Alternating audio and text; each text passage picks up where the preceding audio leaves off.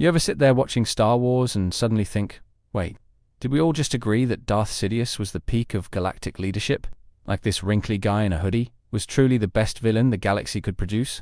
Or was he just the one who managed to survive long enough to claim the title, and didn't immediately get yeeted down an elevator shaft? Because the more I think about it, the more I start to believe there's someone else who could have done the job better. And by better, I mean in a way that would have made the galaxy's nightmares feel like bedtime stories.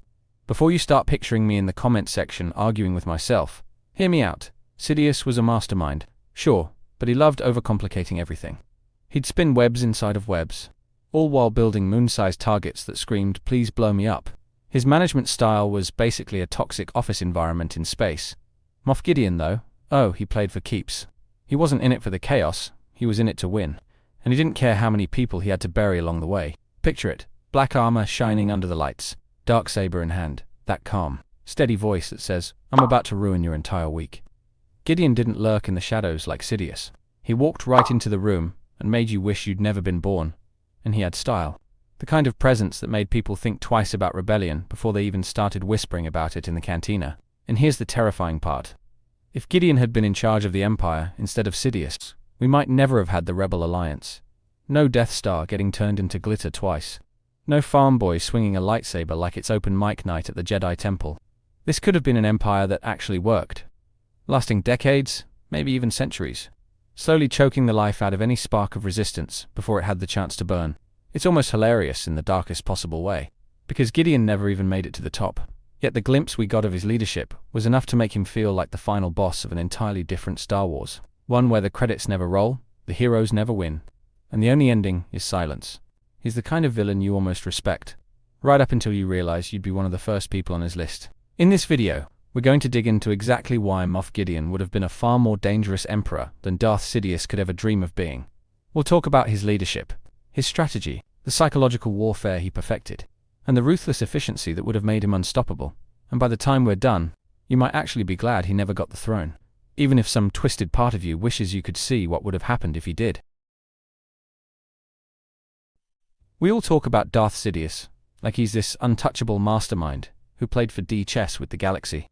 But the more I think about it, the more I wonder if Moff Gideon might have actually been the better pick for Emperor. I mean, yeah, Palpatine was the puppet master who set the Clone Wars in motion and toppled the Republic. But Gideon had something Sidious never truly mastered. Operational efficiency on the ground. Think about it. Sidious loved pulling strings from the shadows. He sat in his big chair, cackling, letting others carry out his vision. Gideon, on the other hand, he was out there, in the field, wearing armor, facing threats head-on. He didn't just manipulate events, he actively shaped them in real time. There's a huge difference between theory and application, and Gideon understood that. And then there's the whole Beskar obsession, which at first feels like some weird personal trophy hunt, but actually shows his ability to weaponize resources unique to the galaxy. Palpatine loved superweapons, but they were massive targets. Gideon, he wanted to mass-produce near-indestructible armor for his troops, making every soldier a walking fortress. That's a long-term investment Sidious never even considered. Plus, Gideon didn't need a massive space station to control people. He understood psychological dominance. The moment he strolls in with the darksaber, you see the fear in his enemy's eyes. Sidious relied on fear of the unknown. Gideon made fear personal. He made it about him. And that's a terrifyingly effective leadership trait. The thing that drives me crazy about Palpatine's rule is how wasteful it actually was. For all his planning, the man burned through resources like he was trying to speedrun the collapse of his own empire. Billions of credits on Death Stars that exploded faster than a Padrisser with bad wiring.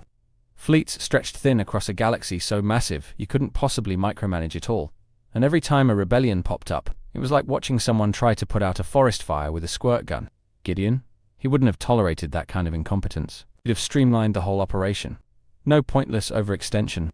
No giant moon-sized weaknesses, just begging to be exploited. Instead of gambling the Empire's fate on superweapons, he'd have invested in elite units, covert operations, targeted strikes that kept enemies off balance and afraid to act. And can we talk about how Palpatine's leadership basically invited betrayal? Vader turned on him. Tarkin thought he knew better. His Moffs and Admirals were constantly playing their own political games. Gideon wouldn't have had that. You either followed his orders, or you didn't live long enough to regret it. Simple, clean, efficient. Here's the thing though. As much as I can admire Gideon's skill, there's a sadness in realizing just how devastating he could have been. Because if he had been emperor, Resistance movements might not have stood a chance. The small victories we celebrate in Star Wars, like the destruction of the Death Star, or the daring escapes of the rebellion, might never have happened at all. Gideon didn't underestimate people the way Palpatine did. He didn't see rebels as annoyances. He saw them as threats to be eliminated before they grew. That means Luke, Han, Leia could have been crushed before they ever had a shot to inspire the galaxy. The hope we associate with the original trilogy might have been snuffed out before it even lit the room. And then there's the human cost. Under Sidious, people suffered. But there were cracks in the system where life could still flourish. Under Gideon, those cracks would have been sealed. His control was suffocating, precise, with no room for accidents or mercy. Entire star systems could have lived and died without anyone in the galaxy ever knowing. It's not hard to imagine what would have happened to Mandalore if Gideon had the throne. It wouldn't just be scarred, it would have been erased. A warning to anyone who even thought about resistance. He wouldn't just punish rebellion. He'd make examples so brutal that no one would even try. That's the part that stings. Because in another timeline, maybe the Empire never fell, and the galaxy never got its shot at freedom. All because one man knew how to turn ruthless ambition into flawless execution. But I can't lie. Part of me is in awe of just how sharp Gideon really was. This is a guy who knew how to command respect without the mystique of the Sith. He didn't need force lightning or prophetic visions. He relied on discipline, intimidation, and sheer tactical brilliance. That's a different kind of power, and it's one most villains in Star Wars could only dream of. Every time Gideon appears on screen, you can feel the room tighten. He speaks with that cold confidence of someone who knows he's already 5 moves ahead. And unlike Palpatine, he didn't have decades to put his plan into motion. He had to adapt on the fly, adjust to changing circumstances, and still keep the upper hand. That's why we can actually be thankful he never rose higher. Because for all his cunning, for all his ruthless skill, Gideon was still bound by the limits of his own reach. He never got the entire Imperial machine at his fingertips. And that's probably the only reason the galaxy still had a fighting chance. The Rebellion, the New Republic, even the scattered resistance fighters we see later. They all survived in part because people like Gideon weren't in full control. Palpatine's arrogance left gaps Gideon wouldn't have had, and those gaps are exactly where hope took root. And hope is a funny thing in Star Wars. It doesn't take much to light it, but once it's there, it spreads. Rebels band together, smugglers become heroes, farm boys turn into legends. And suddenly, the impossible doesn't seem so impossible anymore. If Gideon had the throne, that spark might have been crushed. But the fact that it wasn't, that's proof that sometimes the galaxy gets lucky. The right villain in the wrong place. Or maybe the wrong villain in the right place. However you see it, it matters. Because in the end, Star Wars has always been about that sliver of light in the darkest moments.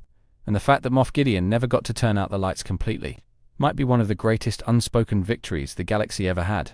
Still, it's hard not to think about the what-ifs. The alternate history where Gideon rises to power after Palpatine's death, tightens the Imperial fist, and keeps the galaxy locked in chains for generations. Thank you for watching. If you enjoy my videos, please consider looking at my pinned comment and checking out the links for my Amazon storefront.